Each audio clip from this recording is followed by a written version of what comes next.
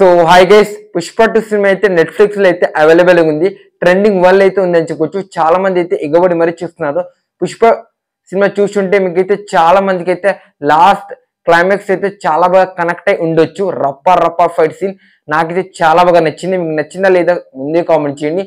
So ఈ వీడియోలో ఏం మాట్లాడుకుందామంటే, ఆ ఫైట్ సీన్ కోసం మన సుకుమార్ గారు ఇంకా అల్లు అర్జున్ అని ఎంత కష్టపడ్డారు, ఆ షూట్ తీయడానికి ఎన్ని రోజులు టైం పట్టిందో ఈ వీడియోలో డిస్కస్ చేద్దాం. దానికన్నా ముందు ప్లీజ్ మన ఛానల్ ఎవరైనా కొత్తగా వచ్చి ఉంటే లైక్ అండ్ సబ్స్క్రైబ్ చేసుకుని సపోర్ట్ చేయండి.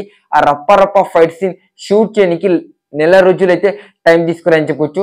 సుకుమార్ డెడికేషన్, తన డైరెక్షన్ కావచ్చు, ఇంకా Allu Arjun and screen play, తన యాక్షన్ కావచ్చు, నెక్స్ట్ లెవెల్ అయితే ఉంటుంది అని చెప్పొచ్చు. నిజంగా చెప్తున్నా, అల్లు అర్జున్ అని అయితే ప్రాణం పెట్టేసిండు ఆ లాస్ట్ క్లైమాక్స్ సీన్ కోసం.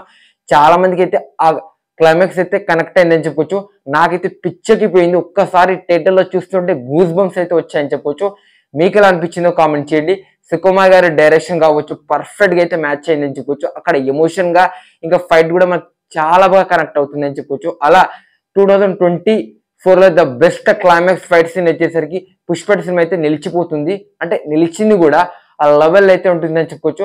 నాకైతే చాలా అంటే చాలా బాగా కనెక్ట్ అయింది. నిజం చెప్తున్నా, ఆ ఫైట్ సీన్ చూస్తున్నంతసేపు కొత్త ఫైట్ అయితే నాకైతే గుర్తుకొచ్చిందని చెప్పొచ్చు. చాలా మంది అయితే బోయపట్టి యాక్షన్ సీన్స్ లా ఇన్లాజికల్ ఫైట్ సీన్ ఉందని అనుకుంటున్నారు. బట్ నాకైతే చాలా బాగా కనెక్ట్ అయింది, నచ్చింది కూడా. ఆ ఫైట్ సీన్ ఆ విధంగా అయితే ఉందని చెప్పొచ్చు. ఎమోషన్ కావచ్చు చాలా బాగా కనెక్ట్ అయింది. అల్లు అర్జున్ శివ తాండవమే ఆడిందని చెప్పొచ్చు. లాస్ట్ కి ఒక్కొక్కరికి అయితే మత్తిపోయింది. ఆ లెవెల్ అయితే ఆ ఫైట్ సీన్ అయితే ఉండే. మరి మీకు ఎలా అనిపించింది? ఈ ఫైట్ సీన్ తీయడానికి నెల రోజులు టైం తీసుకోరు.